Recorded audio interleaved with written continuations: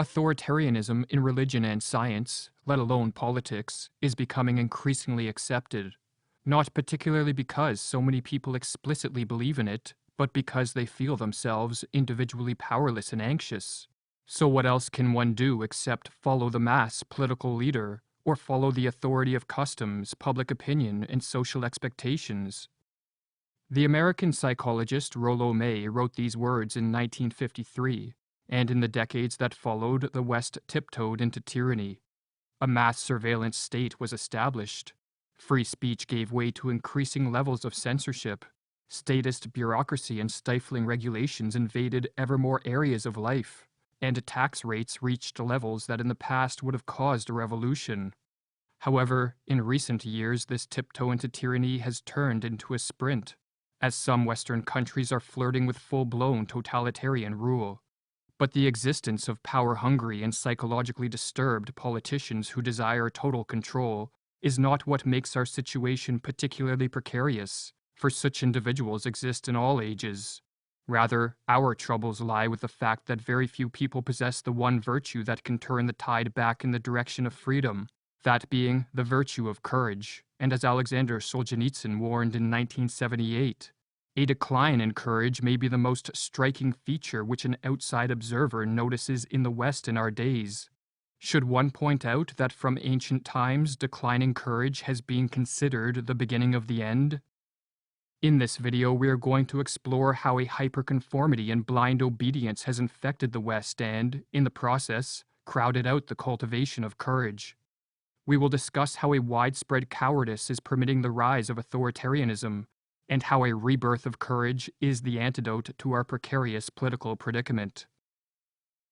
The pathological conformity that infects the West is generations in the making and the result of a confluence of factors. It is driven by a value system in which social validation occupies a preeminent position. It is furthered by the use of social media and the fact that success on these platforms is achieved by virtue signaling and conforming to the moral flavors of the day.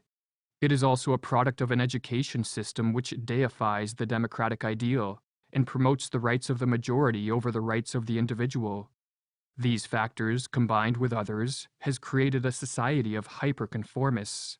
And as Rollo May explained, the opposite to courage, in our particular age, is automaton conformity.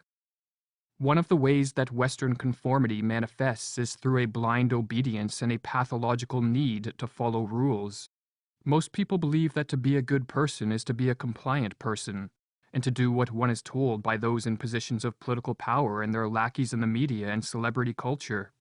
In acting with blind obedience, the conformist fails to differentiate between morality and legality, and so remains willfully ignorant of the fact that government rules can be immoral, driven by corruption, and that sometimes they pave the way for individual and social ruin. Or as Rollo May explains, our particular problem in the present day is an overwhelming tendency toward conformity. In such times, ethics tend more and more to be identified with obedience. One is good to the extent that one obeys the dictates of society. It is as though the more unquestioning obedience the better. But what really is ethical about obedience? If one's goal were simple obedience, one could train a dog to fulfill the requirements very well. To see other people exercise independent judgment, self-responsibility, and self-reliance disturbs the conformists' belief in the value of obedience and so threatens their sense of self. It is not the case, therefore, that the conformist obeys while permitting others the freedom to make their own choice. Rather, as Stanley Feldman explains in a paper titled Enforcing Conformity, people who value social conformity support the government when it wants to increase its control over social behavior and punish nonconformity. Valuing social conformity increases the motivation for placing restrictions on behavior. The desire for social freedom is now subservient to the enforcement of social norms and rules. Thus, groups will be targeted for repression to the extent that they challenge social conformity. When a majority advocates for the government enforcement of conformity, a society places itself on what the psychologist Irvin Staub called a continuum of destruction. As the government uses coercion and force to punish a non-compliant minority, The majority rationalizes their support of such authoritarian measures by further demonizing the non-compliant, thus leading to increasingly severe government measures. One psychological consequence of harm-doing is further devaluation of victims. People tend to assume that victims have earned their suffering by their actions or character. In several countries in the 20th century, such as the Soviet Union, Turkey, Germany, Cambodia, and China, government measures such as banning certain minority groups from restaurants, pubs, cafes, and other public spaces, imposing curfews, expelling them from their jobs, forcing them to pay fines, and restricting their freedom of movement and assembly, functioned as the first steps on a continuum of destruction that ended in mass scapegoating, mass imprisonment, and mass murder. In his book, The Psychology of Good and Evil, Ervin Staub elaborates on the psychological mechanism that facilitates a continuum of destruction. How does harmful behavior become the norm? Doing harm to a good person or passively witnessing it is inconsistent with a feeling of responsibility for the welfare of others and the belief in a just world. Inconsistency troubles us. We minimize it by reducing our concern for the welfare of those we harm or allow to suffer. We devalue them, justify their suffering by their evil nature or by higher ideals. A changed view of the victims, changed attitude toward that suffering, and changed self-concept result. To counter the continuum of destruction that is a product of too much conformity and too much government force, more people need to act with moral courage. Moral courage entails a willingness to encounter risks so as to defy immoral orders, reject authoritarian government control, and to stand up for the disappearing values of truth, freedom, and justice. And as Rushworth Kidder explains in his book Moral Courage, where there's no danger, there's no courage. Anyone can endure security and well-being. The real challenges arise in the face of hazard. So it is with moral courage, where danger is endured for the sake of an overarching commitment to conscience, principles, or core values. Some acts of moral courage are accompanied by mild risks, such as being ridiculed, insulted, or ostracized.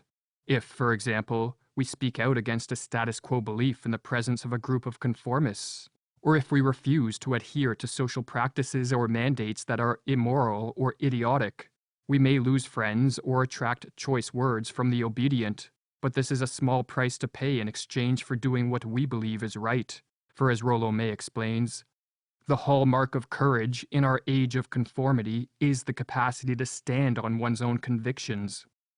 However, sometimes acts of moral courage are accompanied by more grave risks, including but not limited to the loss of employment, physical or financial penalties, imprisonment, or in some cases, even death. Of all the agonizing ethical dilemmas facing humanity, writes Rushworth Kidder, few are more wrenching than the choice between what's right for the world and what's right for you and your family. Carl Jung called the men and women willing to confront great dangers in defiance of tyranny the true leaders of mankind. And to learn about the mindset of one of these leaders, we can turn to the story of Viktor Pestov. In 1967, Pestov was a 20-year-old living in the Soviet Union. His family was well off by Soviet standards, and his mother was a high-ranking member of the KGB. Yet Pestov could not avert his eyes from the boot of tyranny that was crushing society, and so he took a keen interest in political matters. And when Soviet tanks rode into Czechoslovakia and violently stamped out the human rights protest known as the Prague Spring, Pestov told his friend, "We must do something about this." Pestov and his brother set up a clandestine group called Free Russia, and he warned those who joined that they would likely be arrested within the year. Yet all agreed that the battle for freedom justified the risk, and so they began publishing pamphlets exposing the lies of the Soviet regime and snuck out in the dead of night to distribute them. The KGB quickly identified the group as a threat, and in 1970, Pestov was arrested. His mother was fired from the KGB and never allowed to work in Russia again, and Pestov was sentenced to 5 years in a Soviet prison camp. Pestov decided to stand up to the Soviet regime and therein place himself and inadvertently his mother in great danger, because he could not in good conscience sit idly by as a corrupt regime of thousands destroyed the lives of millions. He understood that if he did not stand up for the freedom of others, he could not expect others to stand up for his, and that if nobody did anything, everyone was doomed. And so, he chose to face danger, to fight for freedom, and to place a portion of the fate of society on his back. He saw himself as fighting against the malevolent idea that someone will think for you, someone will make decisions for you, and as he explained, a person should be the master of his own fate. In a conversation with Rushworth Kidder, Pestov reflected on the grave dangers he voluntarily faced and on the 5 years he spent in prison. I believe I did the right thing, Pestov concluded. I wasn't silent. I was saying and doing what I had to do. There was a very small contribution of mine to the fact that the communists were pushed out of power. Unless more people can muster up the moral courage to renounce conformity in favor of standing up for freedom and for what is right, and at the very least make a small contribution to combating tyranny, Western societies will continue moving towards what Ayn Rand called the stage of the ultimate inversion, or as she warns, we are fast approaching the stage of the ultimate inversion, the stage where the government is free to do anything it pleases, while the citizens may act only by permission, which is the stage of the darkest periods of human history, the stage of rule by brute force. Become a supporting member and access our growing library of membership courses and videos. Learn more about our membership at academyofideas.com/members.